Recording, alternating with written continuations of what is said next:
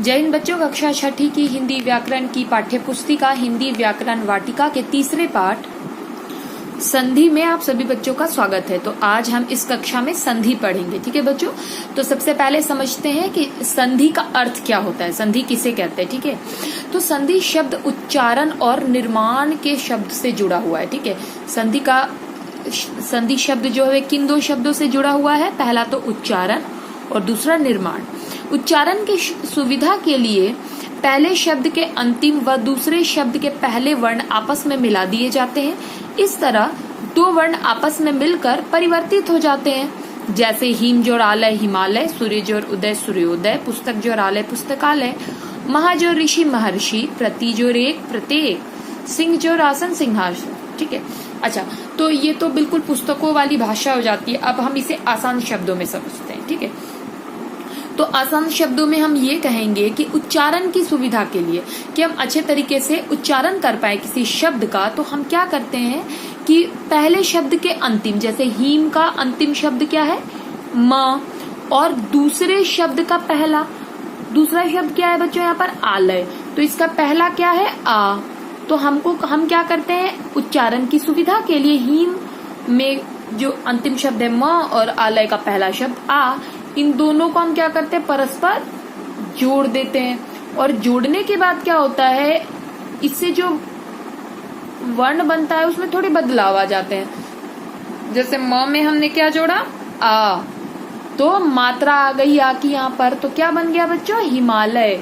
ठीक है, तो हमने क्या देखा कि हमारा जो ये संधि का यहाँ पर जो परिभाषा दी हुई है वो इस उदाहरण को देखते ही हमको समझ में आ जाती है कि पहले तो हम क्या बताएंगे कि संधि किसे कहते हैं। तो उच्चारण की सुविधा के लिए हम क्या करते हैं, संधि में पहले शब्द का आखिरी वर्ण और दूसरे शब्द का पहला वर्ण आपस में जोड़ देते हैं और थोड़ा बहुत उसमें परिवर्तन आ जाता है तो दूसरे शब्द बन जाते हैं। जैसे हिम जोड़ आलय हिमालय, सूर्य जोड़ उदय सूर्योदय, पुस्तक जोड़ आलय पुस्तकालय, महा जोड़ ऋषि महर्षि, प्रति जोड़े प्रत्येक, सिंह जोड़ आसन सिंहासन। ठीक है, तो ये जो ऊपर जितने भी आपने उदाहरण पढ़े, तो इससे क्या स्पष्ट होता है कि वर्णों के परस्पर मेल से क्या हुआ, यहाँ पर हमने वर्णों का मेल किया और इस मेल से क्या होता है, थोड़ा सा इसमें परिवर्तन उत्पन्न होता है। ठीक है, तो हम कह सकते हैं, तो अब इन सारी चीजों को हमने देखा, तो हम अगर अब हमको परिभाषा देनी है संधि की, तो हम क्या कहेंगे कि दो वर्णों के मेल से होने वाले परिवर्तन को संधि कहते हैं। बहुत लोग जब परिभाषा देते हैं तो वो कहते हैं कि दो वर्णों के मेल से उत्पन्न होने वाले विकार को संधि कहते हैं। ठीक है, तो मैंने आप लोगों को रचना के आधार प्रयोग के आधार पर जब शब्द बताया था, तो मैंने बताया था ना, वेरिएबल वर्ड्स और नॉन वेरिएबल वर्ड्स, मतलब विकारी शब्द। विकार मतलब क्या बताया था बच्चों मैंने, परिवर्तन, मतलब थोड़े बहुत चेंजेस। ठीक है, तो जहां पर हम दो वर्णों को मिला देते हैं और थोड़े बहुत जो चेंज हो जाते हैं, थोड़ा बहुत जो परिवर्तन हो जाता है, उससे ही हम क्या कहते हैं बच्चों, संधि कहते हैं। ठीक है, अच्छा, तो हमने यहाँ तो समझ लिया कि संधि में हम क्या करते हैं, दो वर्णों को परस्पर जोड़ देते हैं। अच्छा, और यहाँ पर क्या आप देख रहे हैं, संधि विच्छेद है ना, तो विच्छेद का मतलब होता है अलग कर देना। तो संधि किए हुए शब्द को जब हम अलग अलग कर देते हैं तो उसे हम क्या कहने लगते हैं, संधि विच्छेद। जैसे सुरेंद्र, ठीक है, तो इसको अलग कैसे करोगे, सुर जोड़ इंद्र। हिमालय, तो हिमालय को कैसे बनाया था, हिम जोड़ आलय, तो हिमालय बना था। और अगर इसके हम वर्णों को अलग अलग कर देते हैं तो क्या हो जाता है बच्चों, हिम जोड़ आलय। तो जहां हम वर्णों को जोड़ते हैं वहां संधि हो जाती है, और जहां संधि किए हुए वर्ण को हम अलग अलग कर देते हैं, उस शब्द को वर्णों को अलग अलग कर देते हैं, तो वहां पर क्या हो जाता है बच्चों, संधि विच्छेद। ठीक है, तो आप लोगों ने संधि समझ लिया, संधि विच्छेद समझ लिया। अब हम क्या समझेंगे, काइंड्स ऑफ जॉइनिंग। जॉइनिंग हम संधि को कहते हैं, तो संधि के भेद। ठीक है, तो संधि के मुख्यतः 3 भेद होते हैं। पहला होता है स्वर संधि, जहां स्वर स्वर में मिलकर संधि करते हैं। दूसरा क्या होता है, व्यंजन संधि, जहां व्यंजन व्यंजन आपस में मिलते हैं या व्यंजन के साथ कोई स्वर भी मिलता है, वहां पर व्यंजन संधि होती है। और तीसरा होता है विसर्ग संधि। अच्छा, और आप लोगों को पता ही है कि स्वर कौन से, स्वर वर्ण कौन कितने हैं, कौन कौन से है, व्यंजन वर्ण कौन है, कितने कितने हैं। तो संधि पढ़ने से पहले ही हमने पढ़ लिया है वर्ण विचार, तो हमको पता है स्वर कौन से है और व्यंजन कौन से, और विसर्ग वाले कौन से, अंग और अह जो है, अह, ह, ये सब हमारे किसमें आते हैं बच्चों, विसर्ग व्यंजन में आते हैं ना, तो हमको पता ही है। तो अब हमको इन्हीं स्वर व्यंजन और विसर्ग की संधि पढ़नी है कि इसमें किस प्रकार वर्ण जुड़ते हैं, संधि होती है और कौन कौन से विकार उत्पन्न होते हैं, मतलब कौन से परिवर्तन होते हैं। ठीक है, देखो यहाँ पर क्या लिखा है, हिंदी में 11 स्वर वर्ण है, हमने पहले ही पढ़े। तो ये वर्ण परस्पर मेल करते हैं, मतलब ये सब आपस में मिलते जुलते हैं। मेल करने पर इन वर्णों में विकार उत्पन्न होता है। मतलब क्या होता है बच्चों, विकार का अर्थ क्या होता है, परिवर्तन या बदलाव। ठीक है, बदलाव हो जाता है। तो अतः हम कह सकते हैं कि स्वर और स्वर के मेल से उत्पन्न हुए विकार को स्वर संधि कहते हैं। मैंने आपको पहले ही बोला, स्वर संधि में क्या होता है, स्वरों से मेल होता है। ठीक है, स्वरों से मेल होता है। ठीक है, तो वहां पर क्या हो जाता है, स्वर संधि हो जाती है। ठीक है, तो हिंदी में कितने स्वर है बच्चों, 11। और जब 11 स्वर वर्णों में से हम आपस में स्वर वर्णों का किसी स्वर वर्णों का मेल कराते तो वहां पर जो परिवर्तन उत्पन्न होता है उसे हम क्या कहते हैं, स्वर संधि कहते हैं। ठीक है बच्चों, तो संधि का जो पहला भेद है स्वर संधि, उसका हमने यहाँ पर परिभाषा समझ लिया कि जहां पर स्वर और स्वर, मतलब स्वर जो है वो स्वर वर्ण जो है वो आपस में मिलते हैं और कोई परिवर्तन उत्पन्न होता है, वहां पर कौन सी संधि होती है बच्चों, स्वर संधि होती है। और ये संधि का पहला भेद होता है। ठीक है, इस पृष्ठ पर देखिए, पृष्ठ मतलब पेज। ठीक है, तो इस पेज पर देखिए, यहाँ पर बहुत सारे स्वर संधि के उदाहरण दिए, जैसे पुस्तक जोराल है। ठीक है, तो यहाँ पर क्या हुआ है, अ, हर व्यंजन में क्या होता है, स्वर होता है। ठीक है, तो क को अगर अलग अलग करते हैं इस वर्ण को, तो इसमें अ आता है। अ में क्या जुड़ा, आ, मतलब परस्पर 2 स्वर्णों का मेल होता है और क्या बन जाता है, आ बन जाता है। सदा जोड़ एव, मतलब आ और ए को जोड़ा गया। ठीक है, यहाँ पर ए और द में आ स्वर वर्ण जोड़ा गया है। ठीक है, तो क्या बन जाता है, आ और ए जोड़ के ए बन जाते हैं। ठीक है, तो यहाँ पर हमने देखा कि परस्पर स्वरों की संधि हुई है और इससे जो विकार उत्पन्न हुए हैं वो स्वर संधि कहलाते हैं। ठीक है, यहाँ पर दिया है, इसमें 2 स्वरों के मेल से संधि हुई है तथा स्वरों के मेल से विकार उत्पन्न हुआ है। विकार मतलब परिवर्तन, थोड़े बहुत चेंजेस उत्पन्न हुए हैं, तो वहां पर क्या हो जाता है, स्वर संधि हो जाती है। ठीक है, अच्छा, अब संधि के तो 3 भेद होते हैं, स्वर संधि, व्यंजन संधि और विसर्ग संधि। लेकिन स्वर के अपने भेद होते हैं, स्वर संधि के अपने भेद होते हैं। तो स्वर संधि के कुल कितने भेद है बच्चों, 5। पहला है दीर्घ स्वर संधि, दूसरा है गुण स्वर संधि, तीसरा है वृद्धि स्वर संधि, चौथा है यण स्वर संधि और 5वां क्या है बच्चों, अयादि स्वर संधि। ठीक है, तो पहले हम समझते हैं, पहले हमने क्या पढ़ा, स्वर संधि की परिभाषा पढ़ी। ठीक है, अब और यहाँ पर हमने उसका उदाहरण भी देखा कि यहाँ पर अंतिम वर्णों में हमने देखा कि स्वरों की ही यहाँ पर संधि हुई है, स्वरों को आपस में जोड़ा गया है। तो यहाँ पे थोड़े बहुत चेंजेस, मतलब विकार उत्पन्न होते हैं और संधि हो जाती है, शब्द बन जाते हैं नए। अब हमने क्या पढ़ना है कि स्वर संधि के भी 5 भेद हैं। तो स्वर संधि का जो पहला भेद है जिसको क्या कहते हैं, दीर्घ संधि। तो हम पहले पढ़ेंगे दीर्घ स्वर संधि के बारे में। जब किसी स्वर के ह्रस्व या दीर्घ रूप के बाद उसी स्वर का ह्रस्व या दीर्घ रूप आता है और दीर्घ रूप प्रभावी हो जाता है, इसे दीर्घ संधि कहते हैं। तो अब ये तो बिल्कुल किताबी भाषा है, अब हम आसान शब्दों में इसको समझते हैं। ठीक है, यहाँ पर ये कहा जा रहा है, अच्छा आप लोगों को मैंने जब स्वर वर्ण पढ़ाए थे तो ह्रस्व वर्ण और दीर्घ वर्ण पढ़ा दिए थे। जिनके उच्चारण में कम समय लगता है ह्रस्व होते हैं, जिनके उच्चारण में ज्यादा समय लगता है वो कौन से होते हैं बच्चों, दीर्घ होते हैं। ठीक है, तो स्वर में यहाँ पर क्या बताया जा रहा है कि स्वर ह्रस्व मतलब ह्रस्व या दीर्घ रूप के बाद उसी स्वर का ह्रस्व या दीर्घ रूप आ जाता है और दीर्घ रूप जो है प्रभावी हो जाता है, मतलब ह्रस्व या दीर्घ स्वर में कोई अन्य ह्रस्व या दीर्घ स्वर जुड़ जाता है और जुड़ने के बाद कौन सा बन जाता है, दीर्घ बन जाता है, मतलब मात्रा क्या हो जाती है, दीर्घ वाली लग जाती है। तो वहां पर दीर्घ स्वर संधि होती है। मतलब क्या कि चाहे आप स्वर जो है ह्रस्व या दीर्घ के बाद आपको क्या, या तो वही सेम ह्रस्व या दीर्घ रूप आ जाए, जुड़े तो ह्रस्व में ह्रस्व या फिर ह्रस्व में दीर्घ या दीर्घ में ह्रस्व या दीर्घ में दीर्घ, लेकिन जब नया शब्द बनेगा वो क्या हो जाएगा, उसकी मात्रा कौन सी हो जाएगी, दीर्घ ही हो जाएगी। तो वहां पर कौन सी संधि हो जाती है बच्चों, दीर्घ संधि हो जाती है। इसके नाम से स्पष्ट हो जाता है कि इस संधि में जो शब्द हमको प्राप्त होता है वो दीर्घ होता है, उसमें दीर्घ शब्द प्रभावी होता है।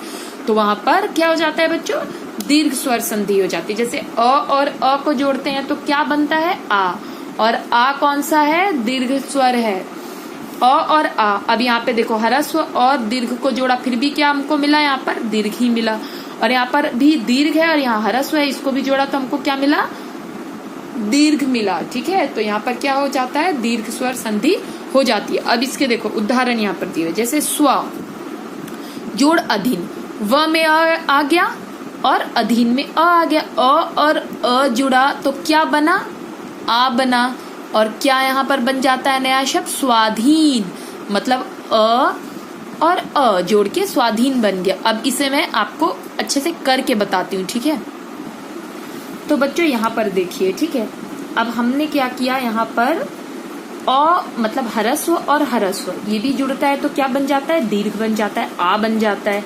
फिर एक ह्रस्व और एक दीर्घ, मतलब अ और आ, तो अ ह्रस्व हो गया, आ दीर्घ हो गया। इससे भी क्या बनता है बच्चों, दीर्घ ही बनता है। फिर आ और अ को भी जोड़ते हैं तो दीर्घ ही बनता है, मतलब दीर्घ और ह्रस्व को जोड़ा फिर भी हमको दीर्घ प्राप्त हुआ।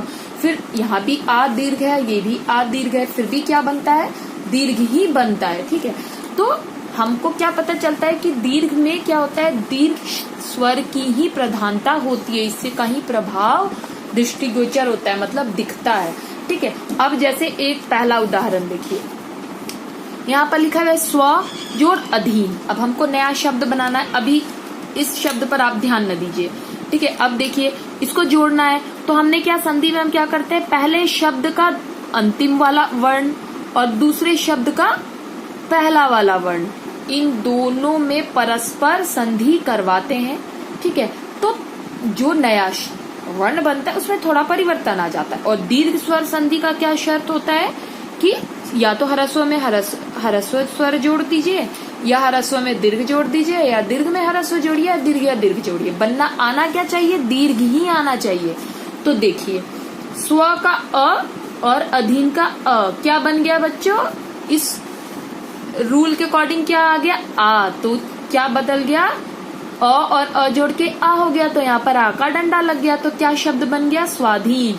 ठीक उसी प्रकार सार जोड़ अंश, ठीक है, तो र का अ जोड़ अंक का अ, तो क्या बन गया, आ, तो हमारा शब्द क्या बनता है, नया वाला सारांश। एक और उदाहरण देती हूँ जहां पर दीर्घ और दीर्घ को जोड़ा गया है। ठीक है, यहाँ देखिए महाजोड़ आत्मा, तो महा का आ और आत्मा इसका पहला वर्ड आ और आ जोड़ के भी क्या बना, दीर्घ ही बना, आ बना, तो हमारा नया शब्द क्या बन गया, महात्मा।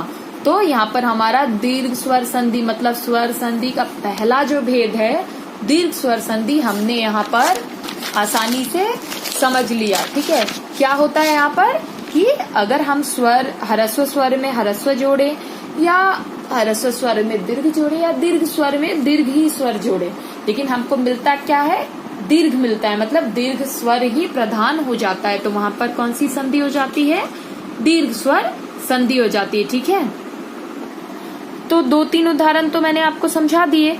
अच्छा, और सबसे इम्पोर्टेंट बात, सबसे महत्वपूर्ण बात ये है कि ये जो संधि होता है ना, संधि पाठ जो होता है, आप अभी 6ठी कक्षा में अभी भी पढ़ोगे, 7वीं में पढ़ोगे, 8वीं में पढ़ोगे, और जब इससे भी बड़ी कक्षाओं में जाओगे तो और भी संधि आपको मिलेगा सॉल्व करने के लिए, मतलब बताइए, संधि करिए, संधि विच्छेद करिए।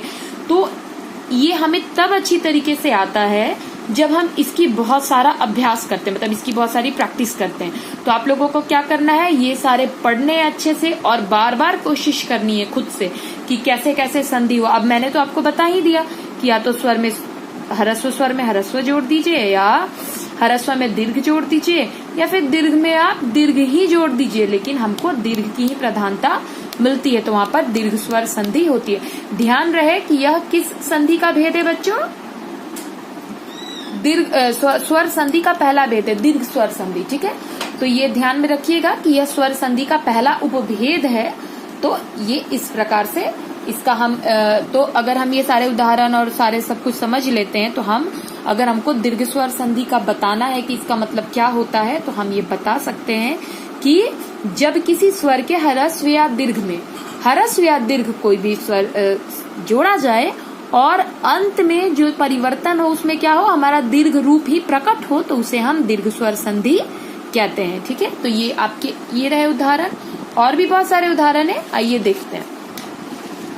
जैसे छोटी ई मतलब ह्रस्व और ह्रस्व, छोटी ई जोड़ा तो बच्चों क्या मिला हमको, बड़ी मतलब रवि। यहाँ पर छोटी की मात्रा लगी, मात्रा मैंने बताया था आपको वर्ण विचार में कि हर स्वर का अपना एक मात्रा चिन्ह होता है, तो ये छोटी की मात्रा और जोड़ इंद्र, ई में भी छोटी, तो दोनों को मिला के क्या बन गया, रविंद्र। देखिए यहाँ पर व में बड़ी की मात्रा लग गई है। तो यही पूरा ये जो पूरा रूल है ना, यहाँ जो हमने दीर्घ स्वर संधि का ये जो रूल पढ़ा कि यहाँ पर कि या तो ह्रस्व में आप ह्रस्व जोड़ लीजिए, या तो ह्रस्व में दीर्घ जोड़ लीजिए, या दीर्घ में दीर्घ जोड़ लीजिए।